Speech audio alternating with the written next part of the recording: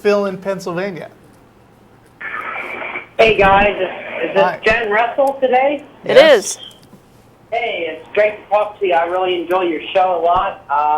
As far as being an atheist goes, I'm kind of sitting on the fence, but I've definitely learned a lot from your program on how to argue different issues, including religious topics. I'm going to try to make this as brief as possible. What I want to know is it possible to be an atheist and yet still cling on to a belief that there is a possibility of an afterlife? And the reason I'm asking is... I mean, it's possible, but why would you unless there's evidence of an afterlife? Okay, let me explain on that. I have a landlord that her father passed away recently, and they went to a psychic because they were going through a really hard time with the grief mechanism and so forth. And they did a number of different things. They have the latest technology and EVP work, which is electronic voice phenomenon, and so forth. And I'll be honest with you, I looked at everything through the lens of skepticism, okay? And I didn't believe this stuff. I didn't want to believe this stuff. But there's been so much stuff that I have seen and observed in my own personal life that it really tends to make me think about it, because I've just had too many counter reports come to it. Such as? For example, in her case, she was revealed information that there was no possible way any psychic would have known. And I've heard of different medical doctors in emergency rooms where they brought people back to life during near-death experiences, as you would call them. None of those. Okay, there haven't been. No, hang on. There haven't been any credible documented studies that say that people can come back to life after being dead. If it had, it would be world news, and maybe they could win the James Randi $1 Million prize. Yeah, so I mean, whatever you think you've read about people coming back from the dead, I think you should take a look at what sources are telling you that. Yeah. Yeah. The other thing I wanted to touch on. Well, wait a minute. No. You let me go back a minute. We were talking about things that psychics knew that they couldn't possibly know. You didn't give an example of that. Well, names and circumstances and things that there was. Can you give like a specific example of something that happened?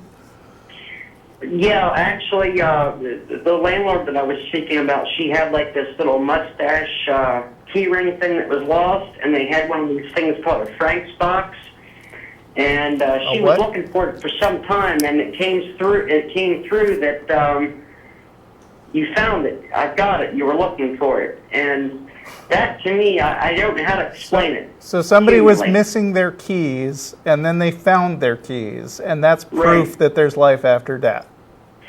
Well, I don't know. That's what I'm asking. I agree with you on so many different areas, and it just there's so many different reports now of folks that have had these experiences, and I know that when a person goes through the death process, I know scientifically that there's different levels of hormones released in the brain, serotonin and all these things that can create that experience. It doesn't prove that there's a God. It doesn't prove that there's a soul. But there's been so many, though, that I've read before that were endorsed by emergency room physicians and so forth, that I just wanted to, basically my question comes down to this. Is it possible for one to have an absence of a belief in God and yet still believe in a possibility of an afterlife, or is those two ideas not compatible? Yeah, it's possible. I mean, to be an atheist, you just have to reject the claim that a God exists. Correct. Okay. What I would say is that if you hold the beliefs that you hold, you cannot claim to also be a skeptic. Right. Well, I didn't really wish to be brought into all this, but there was just been so many things that came to me. Like, I originally grew up in Gettysburg, and they say I've heard different things that that's supposed to be the number one. Right. Well, I mean, you're saying that skepticism is important to you, but so far the things that you've chosen as what you want to tell us about to convince us there might be an afterlife have been pretty weak.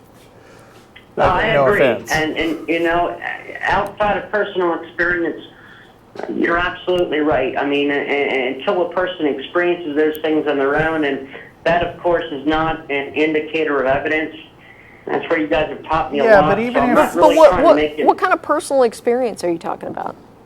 Well, as for me, I actually worked as a correctional officer for about close to 6 years at a prison. I worked as a CO, also called a prison guard. Okay. And I resigned from that about 5 years back. But we had an incident one night where there was another correctional officer on staff. He was nobody that was afraid of anything. He was a former military officer. And he witnessed what appeared to him as an inmate that was out walking about during lock-in hours after midnight. And he called for backup, as was per protocol. And the description that he gave of this inmate was somebody that had committed suicide. And they had a different color uniform on, and the way that he had described them. And we can't play games with each other in jail because when you sign out keys, for example, they have your identification number in the control room. And there was just no possible way that some of the events happened there. I mean, we had... So let me ask you this. Well, no, let Jen ask you this. Well, no. Sure. So did you see this thing that he claimed to see? Well, I didn't see that specifically. Did he get a picture of it, maybe? A number of things happened that were quite unexplained when I worked in that profession. Okay, but were there video logs or motion sensors or anything that indicated that this was right? Yeah, of course. I mean, it was a high security facility. They had, so there was you have some video guy of this guy. Not that particular incident, no. Okay, no. So basically what you've done is you've recounted a story from your landlord, and you've recounted a story from a colleague at work. Right. And you're claiming these are your personal experiences? Well, I've had some of my own there as well, like different Well, doors well, then why would you start with somebody else's experiences? Well, it kind of just ties in them. I'm just, honestly, Jen, I'm just trying to make sense of it all because I grew up in this. I am skeptical. No, you're not. You're not actually skeptical. I'm just trying to make sense of it. I mean, really, I understand. To be truthful with you, I didn't want to believe in this stuff. I thought it was all a bunch of, crap, so to speak. So why did you? Because from everything you've told me, we haven't really changed our minds so far.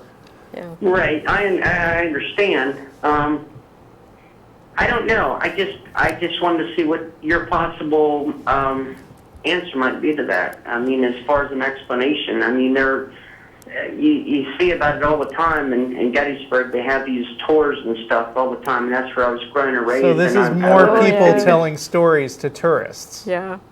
Yeah. What could possibly be their motive if it wasn't true? You said that you had some personal experiences that convinced you. Would you care to give us your best one? Yeah, actually, at my grandparents' house. When I was a teenager growing up, I'm going to be 31 at the end of this month. Back when I was around 12 or 13, I had a number of things happen. And I had a distant family member from Virginia, which is too far from Pennsylvania. They came up to watch my grandmother after she got to the hospital. And I told her about this particular room where I always felt awkward in it, like there was somebody watching me. You know how you get that feeling? And, yes, I do get that feeling, and there aren't any investigate. ghosts watching me when I get it.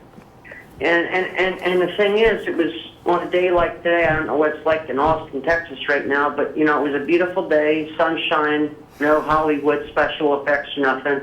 And I said, if there's anybody in here, can you please give us, a sign that you're here? And all sorts of things moved throughout the room. And to this day, I still have no explanation for it, and I've had that happen on more than one occasion. What all sorts of things? What moved and in exactly what way? There was a filing cabinet that came open.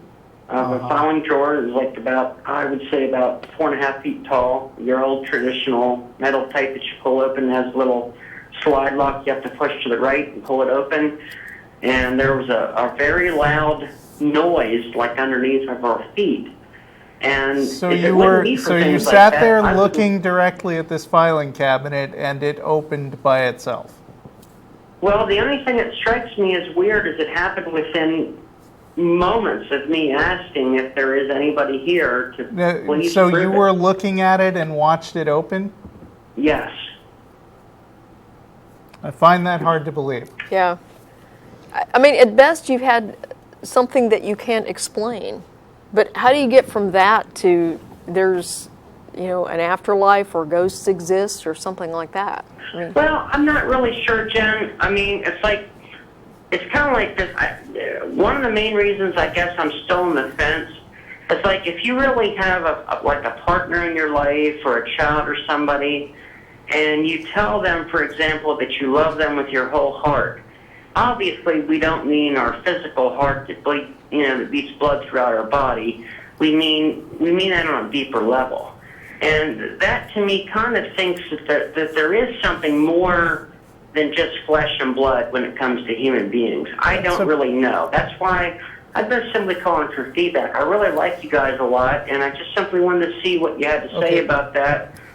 And, what I think is that if you want these kinds of stories to be credible, you should try to, let's say, get a recording of them or some kind of concrete evidence, something testable that can be demonstrated to other people. Because, like I said at the beginning, you've believed in a lot of these stories about people coming back from the dead, but when they try to test this stuff. There was an awesome cartoon, XKCD, just this past week, where he showed a graph of the number of people who are carrying cameras on their person at all times, every waking minute of the day, and that graph. Well, not oh wow. I mean, I've got one. It's my cell phone. I carry it all the time, and then he says, in just the last few years, without much fanfare, we've conclusively disproved the existence of ghosts, UFOs, and Bigfoot. Because surely, with millions and millions of people carrying these cameras all the time, somebody would have caught this stuff in some way that could be demonstrated. You know what I mean? Whereas we're just left hearing you. I'm not calling you a liar or anything. no, I actually mistakes. think, I think you believe everything you've told us. I don't think you're lying. Absolutely. But I think you're wrong. I'm fully open. And that's the thing, you got to really keep an open mind towards things, and that's why I'm simply calling you. I mean, there's a big misconception. I'm very into political science, and I know one of the things I run into very much, which leads on to the second thing if you have time for it. Many of our founding fathers, they always say that this is a Christian nation. Most of them were actually theists. Which simply means that they believed in a higher power, but they didn't subscribe to any creed or doctrine of any particular type. And you guys have certainly done a fantastic job of, taking my, belief in the Bible, for example. And it's like Matt, when he talked about his experience and reading from the scripture that we are to show reason why we believe in what we do, and he couldn't do it. I had come to that same conclusion myself. I was, in ministry and things, very similar. And, that's why I listen to you guys every week, and your arguments are wonderful. It helps me in so many areas of life, not just religion. Well, I'm glad we could help. Well, Phil, we've actually got full lines right now, so we need to wrap this up. Sure, I'm sorry. Thank you very much, and I hope to talk to you guys again sometime in the future. Okay, thanks for calling. Have a great night. Thanks. Bye. You too.